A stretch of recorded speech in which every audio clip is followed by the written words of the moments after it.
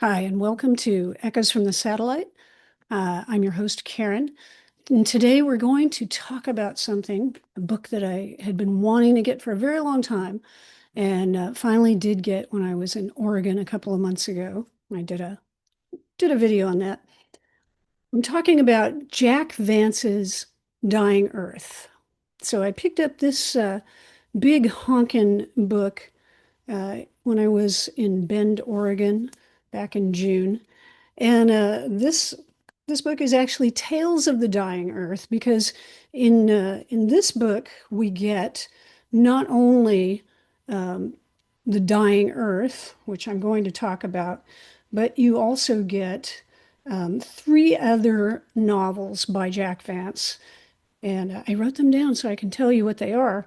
You get Eyes of the Overworld, Kujal Saga, and Rialto the Marvelous. So this version, which you probably have seen out there on BookTube because it seems to be in the zeitgeist. There's a lot of other folks who have been talking about Vance recently. Maybe this was just recently re-released by Tor. But this edition is, like I said, 740 some pages. You will get a big bang for your buck with this. Uh, but I only read Dying Earth for this particular review. I'll probably go back and read the others at some point. But I wanted to talk about this because Vance has been on my radar for a long time, but frankly, I've really not seen his books anywhere. I don't know if that's just a region-specific thing or what, but not seeing a lot of Jack Vance books out there. And I wanted to get a hold of them because I know that he's been cited frequently as, a major force in fantasy. And so with this book, The Dying Earth, it's a collection of six stories, and they're not really, it's not like a serial thing. It's just six short stories that all take place in the same landscape, the same setting. So his Dying Earth is essentially set in the very far future when our sun is dying and no longer providing, all the things we need to keep the earth, healthy and happy and so forth. So the people know that eventually the sun will, die out and their end is coming. And for some reason, whatever reasons, they've sort of reverted to almost a medieval style of life and technology. But there is some anachronisms. So there are some cases in which they have futuristic technology, and they also have magic. So it's a blend of both fantasy and science fiction, which was more common back in those times in the 1950s. And I'll make a slight segue here to plug another book. This is John Peterson's Playing at the World. Now, this is sort of a history and a look at Dungeons and Dragons, but the first section of this book, Peterson takes an extensive look at fantasy literature and everything from, Robert Howard's Conan, Jack Vance, Moorcock, everything that you can think of earlier, things much earlier than that, and how initially there really wasn't a demarcation between science fiction and fantasy. The two were very intertwined, and nowadays we really make much more distinction between the two, and you'll see separate sections in bookstores and so forth. Although I feel like it's kind of backsliding nowadays. I feel like we're seeing more of a mix. But he has a wonderful section in here about the history of fantasy literature, the authors, and so forth. And so if you're interested in that, I highly recommend this book. But to get back to Vance, one of the reasons, or the main reason, I suppose, that I was interested in finding the Dying Earth is I was one of those kids who played Dungeons and Dragons when I was young. And, In the back of the Dungeon Master's Guide and the original Advanced Dungeons and Dragons, and I'll pop that up on the screen, um, when there was a list of influences for Dungeons and Dragons. They had a list of authors.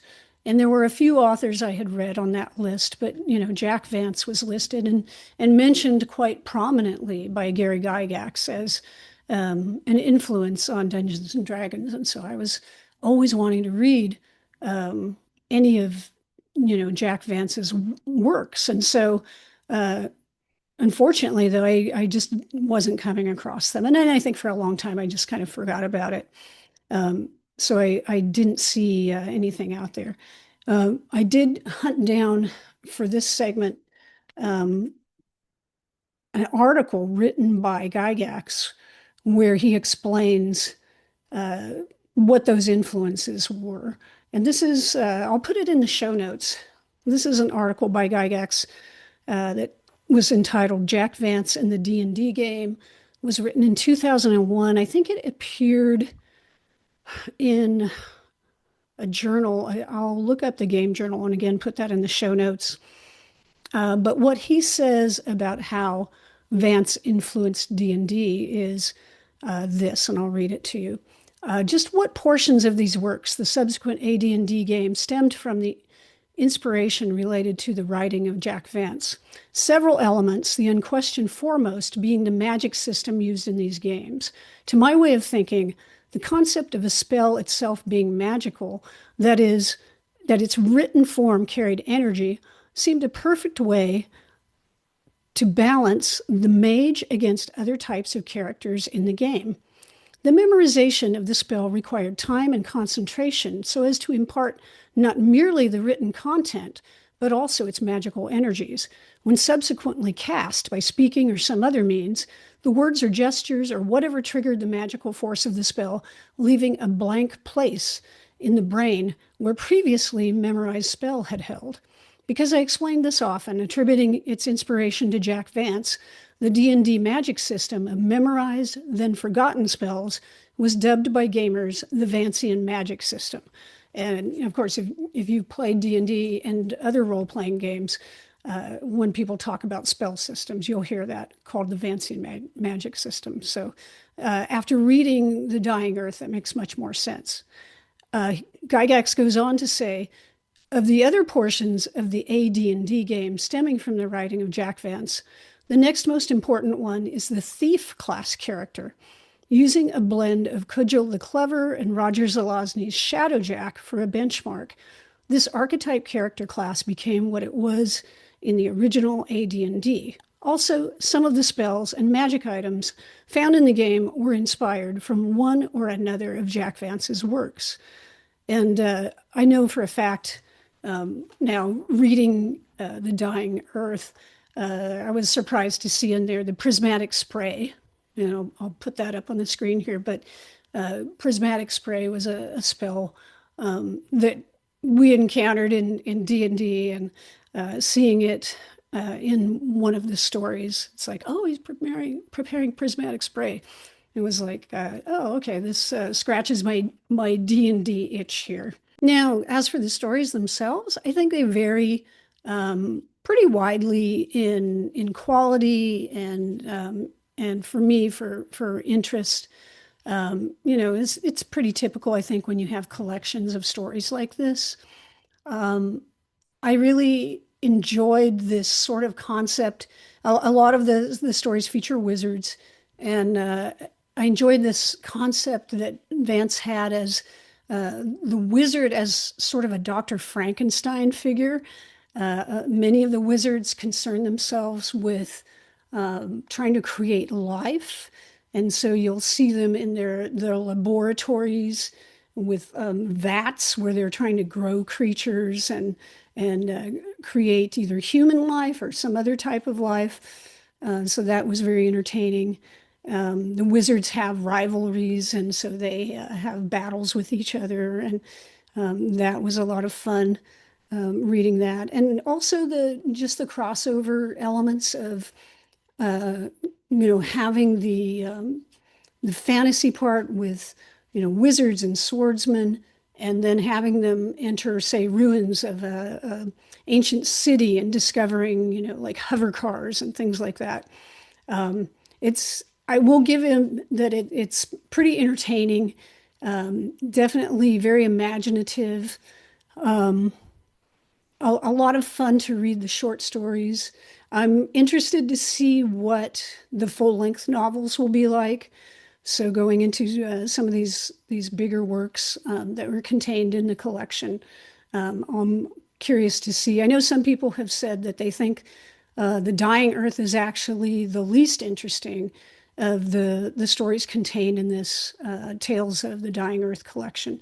So I'm interested to see, what will be going on in these other stories and how they'll keep my attention. But I think it's definitely worth a read, especially if you're a fan of fantasy. If you are a gamer and you're wondering about um, some of these origins or the roots of how many of these games were created, you will definitely see it in these stories. I was really surprised by how much of this stories felt um, very much like uh, modern works in a lot of ways, and I can see how they've been influential over the years. Um, yeah, it was definitely a good purchase. I'm glad I got it, and I think if you're interested in the origins of fantasy, I would pick up Tales of the Dying Earth if you can find it. It seems to be out there though. I think this book has been reissued. Maybe I think originally it was printed in 2000. That was the details I was able to pick up. But I would look for it. Especially if you're a fan of old school D&D, I think you'll enjoy it. There's definitely a lot of material in there that will remind you of games and maybe games you've played in the past. So check it out. Uh, that's it for this episode. I'll be back really soon. Hope to see you then. In the meantime, stay safe, stay strong, and I will see you soon.